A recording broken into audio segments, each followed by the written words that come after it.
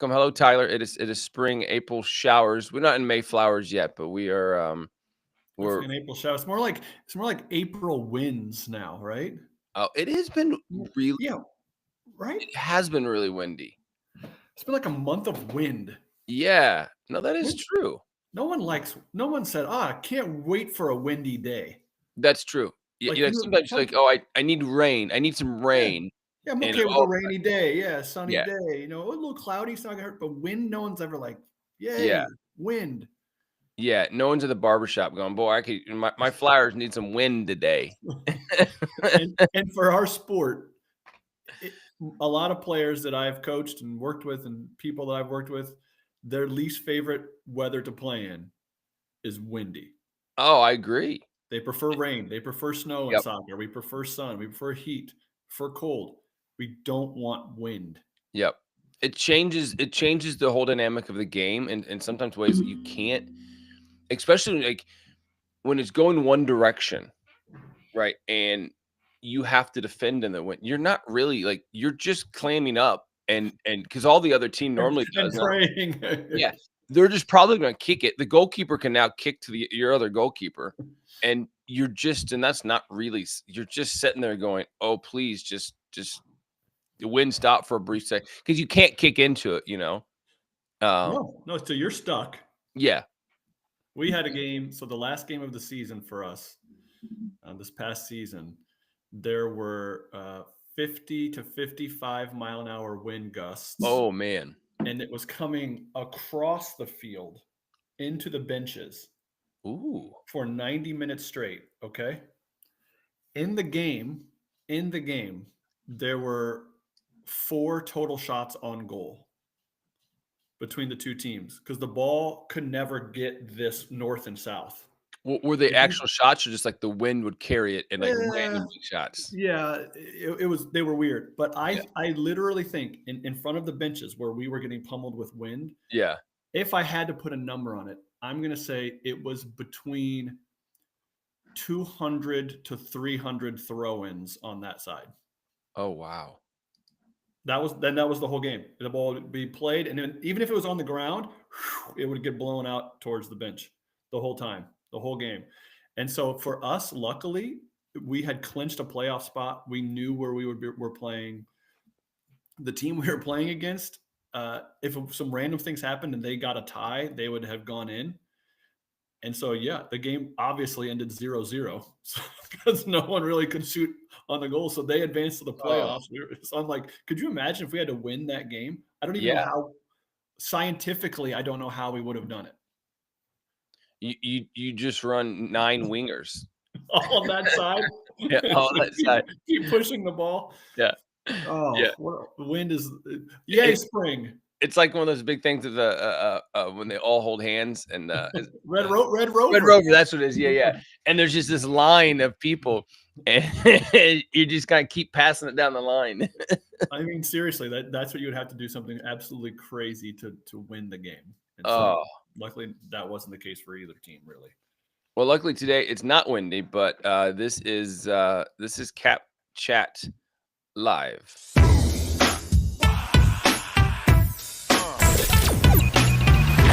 You're listening to Cap Chat, the #1 soccer recruitment podcast in the United States. This is Cap Chat. All right. So there's a ton of things happening right now in this crazy recruitment world.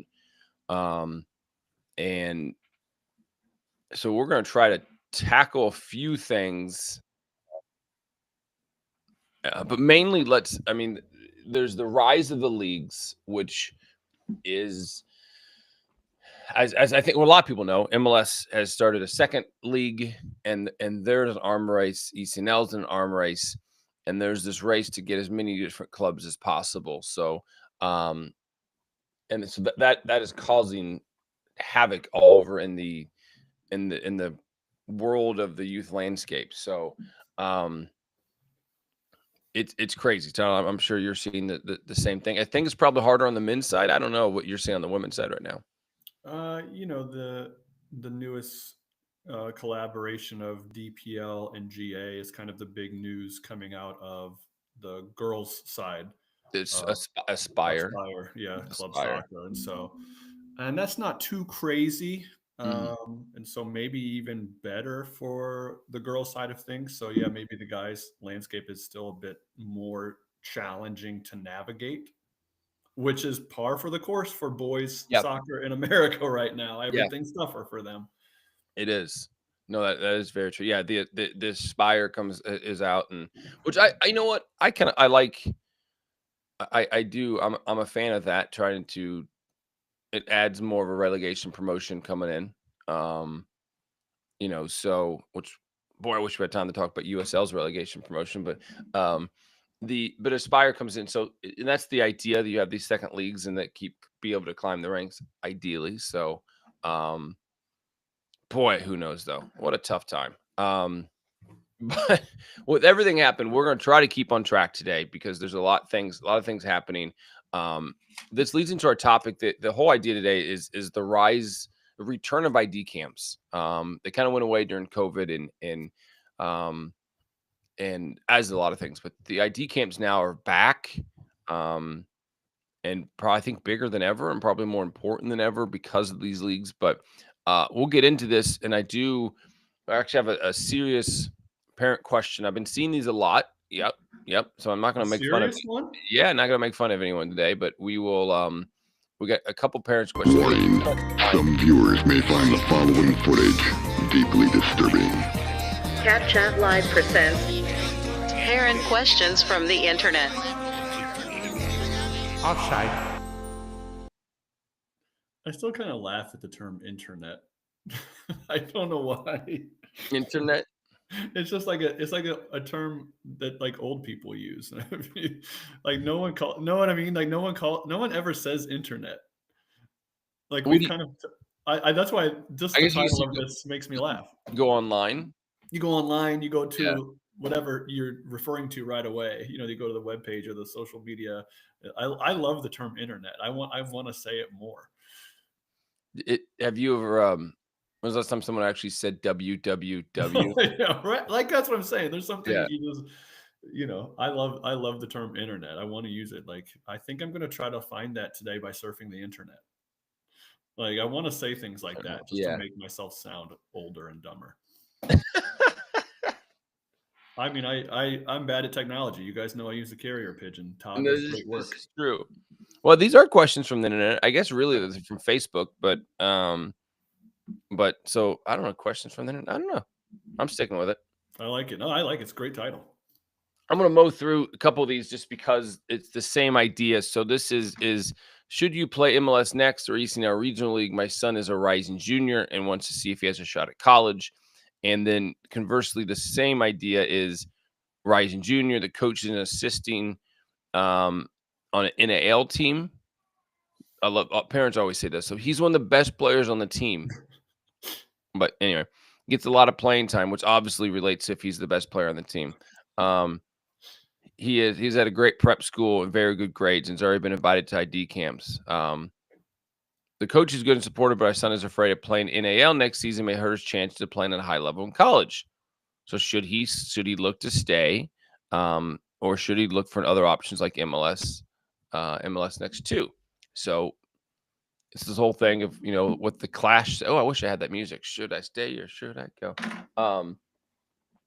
So the question is people, and I mean specifically these are juniors. Should they be jumping ship? Is there a difference if you're at NAL or ECNL2 or ECNL Regional League or an MLS2 as a junior? Is there a point of jumping ship? Because do you think that gives you more college exposure?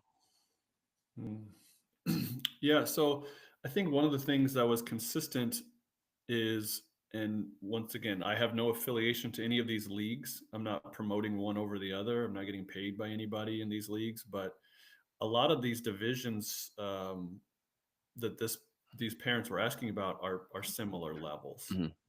right? And so I'm going to go ECNL RL to MLS 2 or NAL.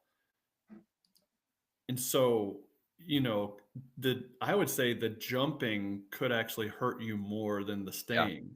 But ultimately, the exposure level in all of those with men's college soccer coaches in the current landscape of the United States probably won't lend itself to a ton of exposure at these showcases that you're going to. There may be the occasional coach here and there at all of those decisions that this Mhm. person's trying to go through. There may be some, but not a lot. Right. So what I would say is you're going to have to find a different, more self-driven pathway to finding the right fit for you as a boy right now in the college soccer landscape. Yeah. No, What do you think? I agree. I think as a freshman, if you're a freshman, I'd answer differently because I think there's value playing at the highest level you can at a young age. Um, and these are so random questions because it's different with every city, right? Um, you may be in a town that the ECNL is the best, or maybe there is an MLS team that is the best, So, but I think ultimately, if college is your goal and you're a junior, and I agree with you, I think jumping ship doesn't matter because you're going to jump, you're going to try to get on a new team, reprove yourself, um, and you're going to probably attend 1 to 2 showcases because colleges. And I know there's going to be someone that says, "Well, I had a coach at one of my league games." Colleges in general don't go to league games of any kind. I don't care what it is; they're going to these showcases, and even those even those Eastern RL ones, not a lot of coaches are going to showcases. I mean, And, we've h- seen and, that and hate to firsthand. say it for that kid, not a lot going to the sophomore into junior year Correct. exposure level. There will be zero. Yep. So I think that I think ultimately the questions that need to be asked is are you on a team that you like? Do you like the coach, and does the coach understand the recruitment process? That last one's hard because how does the parent know that the coach understands the recruitment process? And that's true. It I because it's so changed. I had a conversation the other night with someone that was heavily in the recruitment process, and he was explaining to me how good he is at it, and he was 2 years out of it. He didn't know the things that have changed. So I think the question is asking them, how do you help get recruited? Because you could be the best team in the country, but if your coach doesn't understand or grasp the recruitment process, you're not really getting help. But you have to go it alone. And Tyler, that's your point. You have to do this stuff on your own. And we're so dependent on saying, well, I'm a part of this league. I don't, it's going to help me get recruited. It may help a small amount, but if you have a league of 5,000 people, and if every person says the same thing, no one's getting recruited. But if you're one of 2% of people that actually do the extra work, you're going to recruit regardless of what league you're in. Like, recruitment's such a personal journey, and we have to stop relying on leagues to think it's going to happen for us. I mean, period. Like, you can't look up in a junior and senior and you say, "Oh, I haven't contacted anyone, but I'm in ECNL." Who cares? If you're not contacting people and doing the work, it doesn't matter what league you're in. It doesn't matter how good your mom and dad think you are. It doesn't matter how great your grades are. But if you're not doing the work to get recruited, right? Like, it's a giant waste of time and giant waste of money if you're gonna spend $4,000 to be in a league, great. I support it. Do the work to get recruited. That's my soapbox. I think that should be clipped and made into a reel. I can't imagine, somebody. But you're right. Everyone thinks that, right? Right. They're choosing the leagues based off of that for Correct. the end game product. Well, I'm gonna have these people going through these decisions that are all pretty similarly leveled leagues, and they're trying to jump ship to the other one because there might be a little bit better chance. Like, no, just work harder Yep. yourself. You're already getting playing time and are one of the better players on your team that's going to showcases. So stick it out, like, but that, I think that leads us into what you want to talk about today, in that, answering that question, how do I do that then? Right? How do I do this by myself? Yeah. Yep. And I think we are in a big rise of, and No, you agree, Tyler. I think we're in a return of ID camps.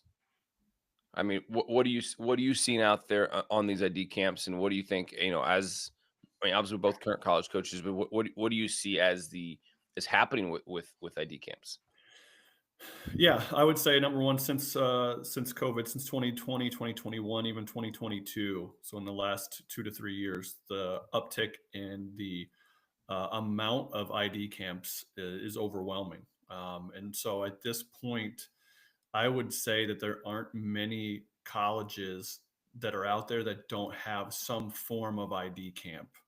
Now, it could have one big one and then smaller ones. Some colleges may have just smaller ones. I'm assuming there are a number of men's college soccer programs that still might not have one because they're just not recruiting from any of that American pool. Yeah, it's true. So I would say on the women's side, it's probably pretty prevalent that there's going to be one. So I would say the number one thing that has happened is the uptick in the amount and opportunities for kids for ID camps has really grown. So I think that's a really big jump that we've had recently. I think that, and I have no numbers to prove this, but I would assume that those are still pretty well attended, especially at a lot of the bigger colleges, things like that. The numbers are doing just fine. The numbers aren't going down for ID camps Hmm. as far as campers go, attendees to these. So I still think you're on a nice incline with that happening. And so, yeah, those are the two big things that I've seen in the last several years. Is that the opportunities are there and they're being presented at every level for both boys and girls players in the United States. And I think I want to ask you. I want to ask you why, but I think and this is how when we said you got to find a club coach that understands recruitment. Here's a telltale sign: if they say that ID camps are a money grab and giant waste of time, they don't understand recruitment. So there's one sign. That could be a whole nother things. 10 signs, 10 signs that your club coach doesn't understand recruitment. Number one, everybody. I do think, yeah, I think that that's pretty slow. That was like a slow, dramatic womp womp. Yeah. I think at CAP here, we've kind of been anti that cliche. And so we have not supported that it's just a money grab. There are a lot of things that you can get from an ID camp that are going to benefit you as a player. Now, if you aren't a power four level player and you're attending a power four level ID camp with 300 to 500 other kids with the mindset that Wake Forest is going to find you, the needle in the haystack at that camp, once again, that's not the right approach either. Well, and I think it's fair. And I think it's fair to say and that was one of the comments that was on this from the internet, is that my son's getting ID invites. Very, very clear, everyone. Division 1 and Division 2 can only communicate with you off campus for ID camp invites. So calm down. Yes, you got an ID camp invite. And yes, I think you should go.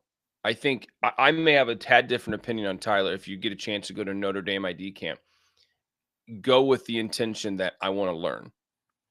Go as a freshman, go as a sophomore. Tyler's right. They're not going to go, oh my gosh, Tyler. Oh, full ride for Tyler Tomlinson, everybody, because I invited him. No, they're go and see what the level is.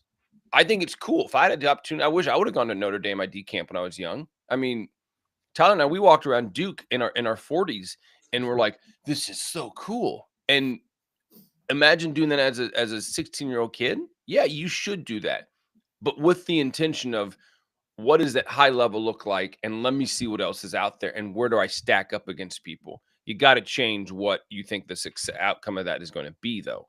That's how I feel. I don't know, Tyler, about you, if you would send Desi to a high level ID camp, knowing that she's not going to go play at UNC. Yeah, I'm pro sending kids to ID camps, right? And it's not a money grab; it's a learning experience, right? It's getting to see what the college environment is like. They'll talk about the college environment. They present college coaches to you. It's not just the UNC coaches, right? Typically, there's other Right. level coaches there that give you different instruction that maybe you haven't heard from before. There's different players that maybe you didn't play against before, and so now there's just a lot of experiential things at an ID camp that could benefit the player regardless of the size of the camp and the school. So I'm completely okay with players attending larger school ID camps that have high volume, a number of campers. I think that's okay. And I think I kind of want to back up just a tad of why do you think ID camps are so valuable? Like what is happening with the ID camps? I can talk them inside, but why do you think we can like this is what here's the benefit of ID camp, but what do you think has shifted of why ID camps are becoming more important now? I think the biggest shift is on the boys' side of things. Yep. On why it's becoming important now. The landscape for recruitment for the boys' side of things has become a bit armchair, if I'm going to use a term, where I don't necessarily have to go work really hard to recruit players because they're going to flood my inbox, and they're going to be from all over the world. They're going to be internationals. I have one click and I'm into the transfer portal, and I'm able to search players there. I'm able to find their film. Thousands of players. Yep, thousands of players there. I can go to the JUCO contacts and I can find plenty of players there. And so if I'm required to bring in 10 kids into a recruit class, maybe 10 to 12 kids, I could probably do most of that work without leaving my office. As a men's college soccer coach nowadays. Now, there are still opportunities for you in the grand scheme of things to have to be recruited elsewhere. So when you get to the bigger scope of things, yes. Well, one, there's more colleges that exist, and they're going to have their ID camps. Okay. And so getting to we haven't gotten down to that next level yet of ID camps. We've been focusing on the big schools. And even my comments are on a lot of big schools and how they would recruit. But they're all still going to have camps. Yeah. Right. They have other coaches. They may be paying for their salaries through that camp and whatnot. And so they're still going to have camps, and there's still going to be, opportunities to be identified if that's really the pathway. But you would know probably if you're going to be identified by those schools.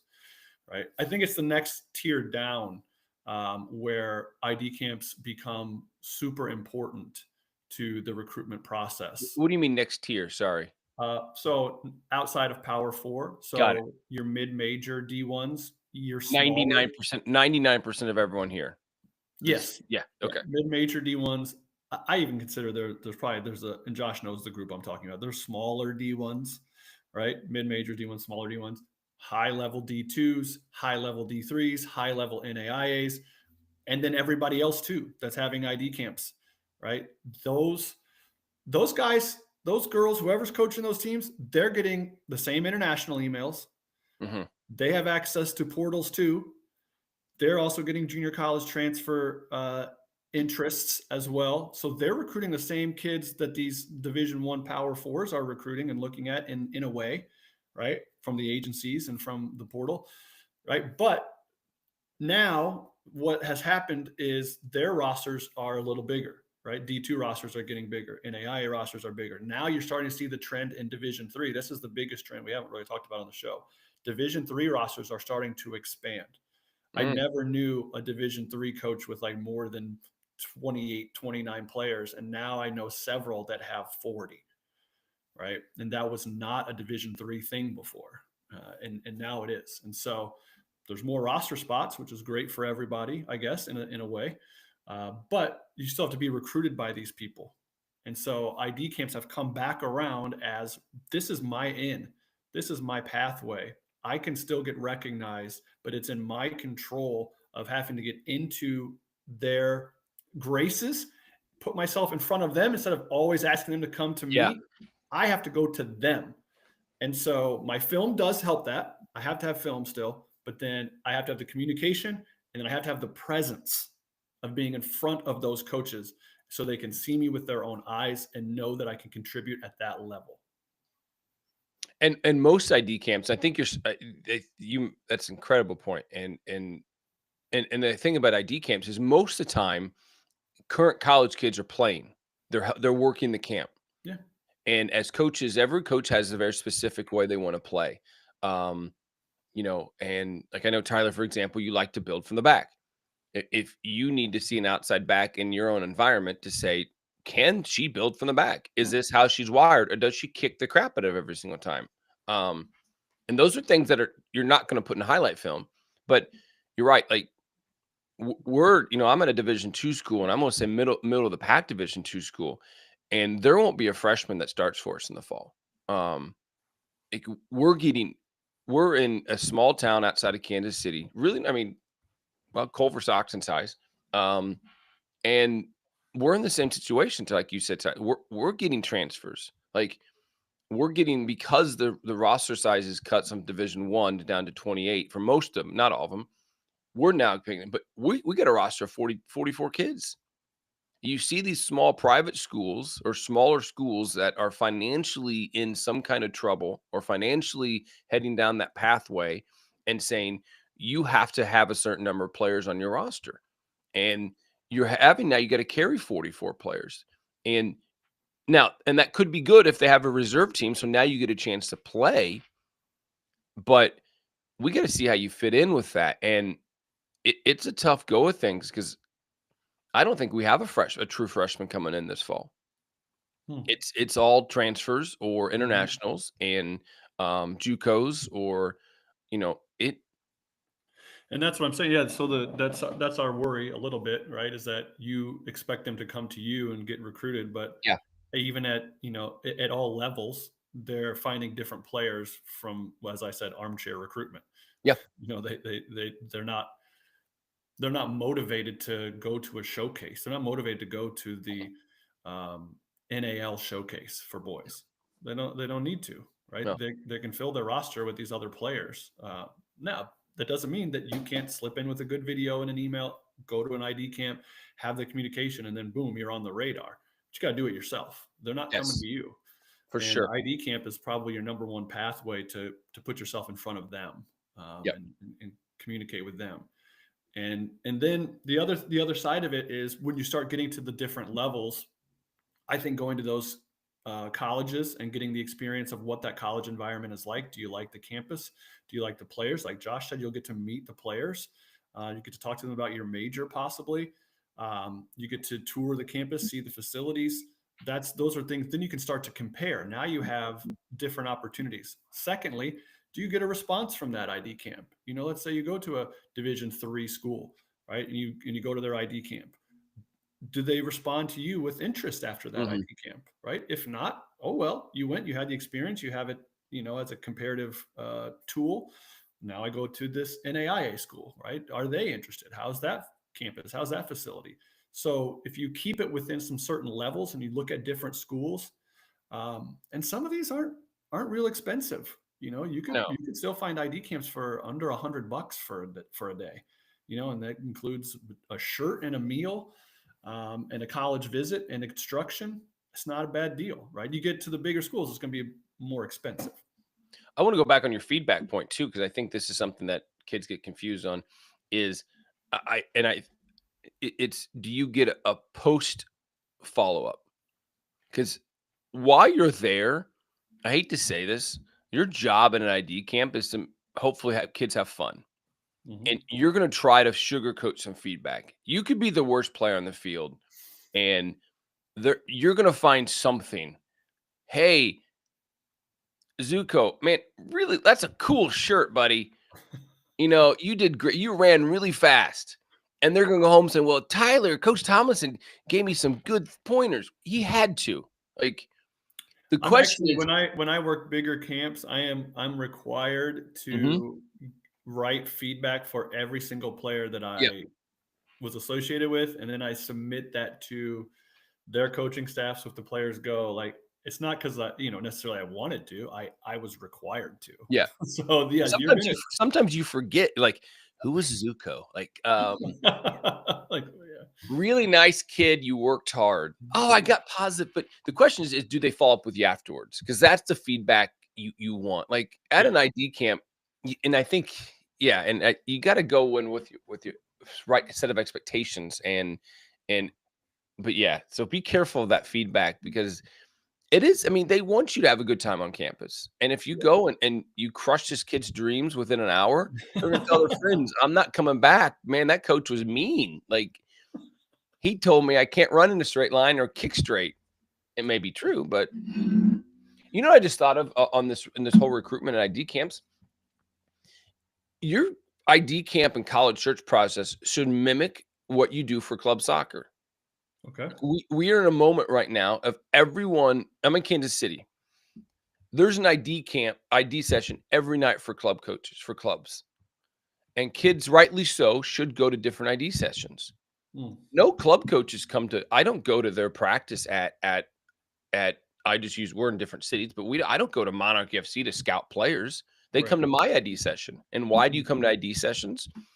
To get to know the coach. Do you like the boys? Do you like the girls on the team? How are the parents? It's the same process that should be used for college. You're making a club decision and you're going to all these ID sessions and multiple. And now you expect to make a college decision by never going on campus or making that effort. And that's a bigger decision. Like, I don't know why that just hit me, but It's very similar. yeah, great idea coming up to you. But no, I mean, right? I mean, that's what you should be doing. You should be doing these. You should. And I think the question is, Tyler, when should you start doing this though? Like, when should you start getting yourself out there at some level? There is no reason that first of all, ID camps are different than camps, right? You can do camps at a college, 6th, 7th, 8th grade. You know what I mean? There's kids camps. Yeah. This will never really, the opportunities never really go. I'm not going to tell you there's a start time or a stop time, right? You should always be learning and going to camps and getting your experience and making friendships and whenever, right? I don't have a start date for this. I mean, I think if you're going to a specific ID camp, it's not till your freshman to senior years. Right. An ID camp official. So there's no reason, same thing. Just like any other camp, you might as well start going as a freshman, right? And then you're going to get paired most likely with all the other freshmen. And so go for it. That's totally okay. Don't wait to do it. Get out there and get better at the sport. Get to learn about the colleges and their environments. Yeah. Right away. I agree. I highly recommend going as freshman. And we recommend too. This is big for CAP. Contact email before you go to the ID camp, face-to-face introduction to the head coach or staff when you get to the ID camp. Thank you face-to-face with the coach and staff when the ID camp is being completed with a handshake. Follow-up email after you leave ID camp, thanking them again for their time and asking for feedback. Yep. I agree.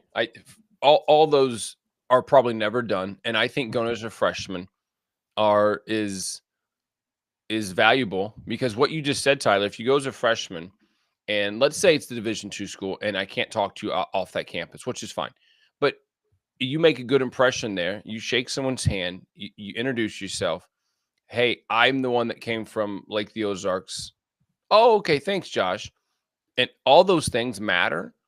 Because then when you go back to ID camp next time, they're going to remember you. And maybe they're at a showcase. They're going to come watch you now because they remember you. They feel most coaches have emotions. And if you made a good impact on them, I'm going to go watch this kid play. But if you start as a freshman, you're knocking your nerves off it. You're getting out there. You're not going to, like we all know, because that's the thing. Well, I'm not going to get an offer. No, you're probably not. And your dream school may not be at this ID camp, but you're getting your nerves knocked off it. You're getting to know what it is that you're doing at this ID camp, and it's practice. It's the same reason that you're out there 6 nights a week kicking the ball against the wall. Like, that's it. Like, you're practicing for this, and we put no time into the recruitment process because we think it's just going to happen. And I love the leagues. They sell the dream that you don't have to do anything. and then you don't do anything, and you're like, well, I'm not getting recruited. Like, recruitment needs to be as much work as the on the field. Yeah, you'll also make the connections when you start going to these camps that the coaching world's a small world, right? Mhm. And someone could say, hey, Josh always goes to the, University of Illinois camp, right? Well, I know the University of Illinois coach, and I worked their camp, and I'd be like, hey, I've been recruiting this Josh kid. Like he's been coming to your camp for a long time. What do you think about him? Yeah. And then boom, now they're talking because you've said, oh, you mean the kid from the Ozarks? Yeah, I know that kid. Yeah, he's coming to our camp this many times. Good kid, does this. And next thing you know, because you've introduced yourself and you've gone to these camps, like the connections are made, coaches talk, and they'll know what level you fit in, and you get the interest that you need, and hopefully you choose a school that values you. Yeah. Yep. I agree, man. We could talk hours, guys. We've talked so much about ID camps. And I hopefully people kind of starting to sit in like, this is important. Because it is. And if you're on, you can find everything. I tell you, one things that we do is on rushcollege.com. And this is a shameless plug, but I will plug it. And this is for everyone. Even if you're not a Rush member, you can utilize this, but you can go and under resources, you're going to see where ID camps are. And we ask college coaches to submit them. And here's upcoming ID camps. It's not the end all be all of, that's one of the things I think we lack here we don't have a solid database.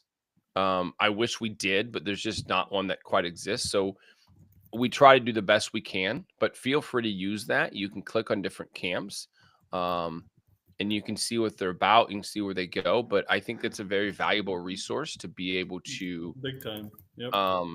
see where these camps are. College coaches can respond to you about camps, even if it's Division 1 or 2. So you can say, do you have any camps coming up?